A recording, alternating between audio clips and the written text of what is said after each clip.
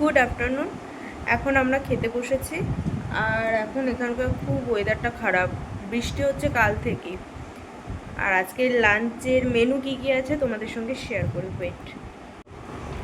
এই যে মা খেতে বসেছে, দিদা খেতে বসেছে। আর কি কি আজকে লাঞ্চের মেনু আছে? এখানে আছে ডাল, আছে টক ডাল, আম দিয়ে টক ডাল। এই অসময়ে আম, অনেকে ভাববে আম সত্ত্ব কোত্থেকে দিয়ে। আমশি দিয়ে, আম সত্ত্ব নয়। আমসি দিয়ে। আর এখানে আছে তোমার মাছের ঝোল আছে। এটা কি এটা মাছ? ওল দিয়ে, বাটা মাছ ওল দিয়ে ঝোল করা আছে। আচ্ছা। আর এখানে আর আম কাটা আছে। পাকা আম আছে, আর লাল শাক ভাজা। লাল শাক ভাজা। আমি খাচ্ছি ব্রাউন রাইস, আর মা দিদা খাচ্ছে সাদা ভাত। কেমন হয়েছে রান্নাটা? ভালো হয়েছে। ভালো হয়েছে।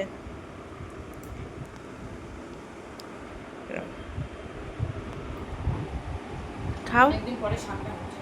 হ্যাঁ, আমাদের বাড়িতে শাক এখন আসেই না, আর এখন বর্ষাকাল, পাওয়াও যায় না। বর্ষাকাল তো এখন শাকটা কম এখন বাবা কম বাজার করছে, মানে বাবা আসতে পারছে না, সেই জন্য বাবা এলেই শাক আসে আমাদের বাড়িতে, যখনই বাজার করে। লাল শাক, আর আগের লাল শাকগুলো রান্না করলে এরকম ভাত মাখলে লাল হয়ে যেত। আর এখন দেখো, বর্ষার শাক। এখন লাল শাক। এটা ডাঁটা শাক। ডাঁটা শাকের ছোট।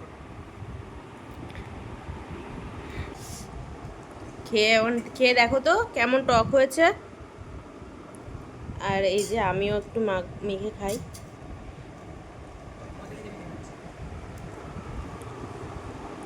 আচ্ছা, খেয়ে দেখো কেমন টক হয়েছে আমশি দিয়ে। টক হয়েছে। এখন এই অসময়ে আমশিটাই, আমগুলো শুকিয়ে রাখলে এই হচ্ছে। ভালো লাগছে, এটা একটা অন্যরকম টেস্ট এসছে। আমি খেয়ে দেখি। আমাকে যদি আমি দেখাই যে খাচ্ছি, বন্ধুদেরকে দেখাই। দাঁড়াও।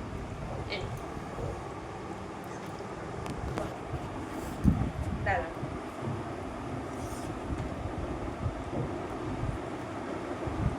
অন্যরকম টেস্ট এসছে না? টেস্টটা একদম অন্যরকম হয়েছে না? আমগুলো গলি দাওনি? দিয়েছি তো। আম গলি দাওনি সেভাবে। হুম। বাট টক ডালটা অনেকদিন পরে খাচ্ছে, এই অসময় খুব ভালো লাগছে। টক ভালো ডালটা লাগছে, খেতে। একদমই তাই, সত্যি ভালো লাগছে। ওমা, কেমন লেগেছে টক ডালটা? হ্যাঁ, কি দেবো? আর একটু গলিয়ে কিন্তু দিতে ভালো লাগছে। পাচ্ছিলাম না গলিয়ে দিতে। আরে মানে শক্ত ছিল তো। শক্ত না, পাচ্ছিলাম না। আমি ডালের পাতেই মাছ নিয়ে নিচ্ছি।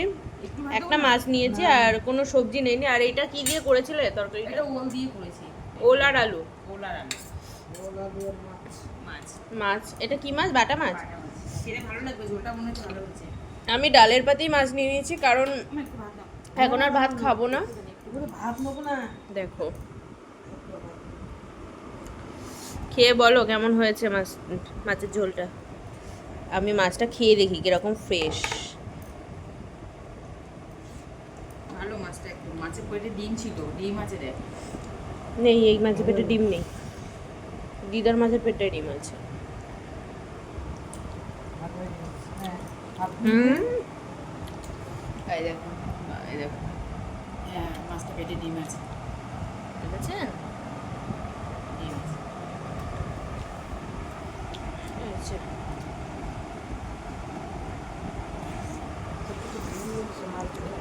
খেয়ে বলো তরকারিটা কেমন হয়েছে। ওল দিয়ে খাচ্ছে মা। এখন ডাল শেষ করে না, আর আমি ডালের পাতেই মাছটা নিয়ে নিয়েছি। আমি ঝোল নিবি না? না।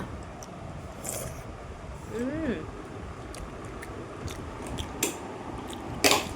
যদিও এই কম্বিনেশনটা ভালো না, কারণ টক ডাল আর মাছ, কিন্তু আর কিছু খাওয়া যাবে না, নয়তো আবার জিম করতে পারবো না, পেট ভরে থাকবে। ওই যে শেষ করতে পারছি না, রয়েছে এখন।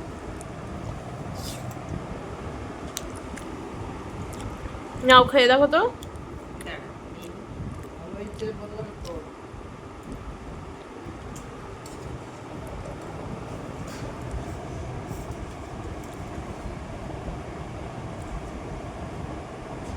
কেমন? এটা ভালো হয়েছে। ভালো হয়েছে? মাছটা সাদা আচ্ছা দেখি আমি খেয়ে দেখো তো। বাটিগুলো কিন্তু নিয়ে যাবে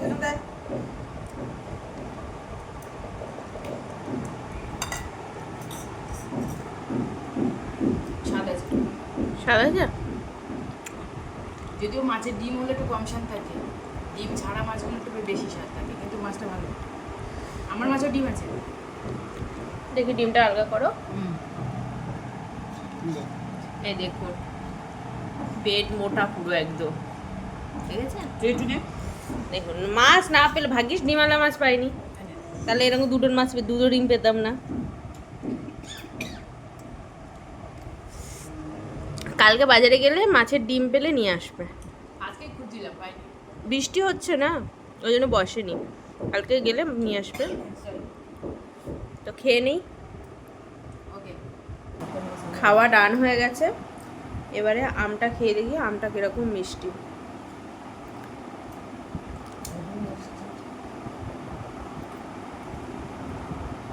আমটা কালারটা দেখলেই বুঝতে পারবে কিরকম, পুরো পাকা একদম, আর মিষ্টিটাও খুব ভালো।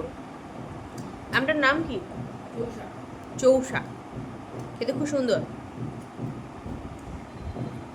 হিমসাগর চলে যাওয়ার পর আমরা যথারীতি আম আনা বন্ধ করে দিই, কিন্তু মা এই প্রথম মনে হয় হিমসাগর আনার পরেও, শেষ হয়ে যাওয়ার পরেও এই আমটা এনেছে। ভয়ে ভয়ে আম কেনা হয়, কারণ টক হয় না, হিমসাগরের মতো মিষ্টি আম পাওয়া খুব চাপ, কিন্তু এটা সত্যি হিমসাগরের মতোই মিষ্টি, খেতে খুব টেস্টি।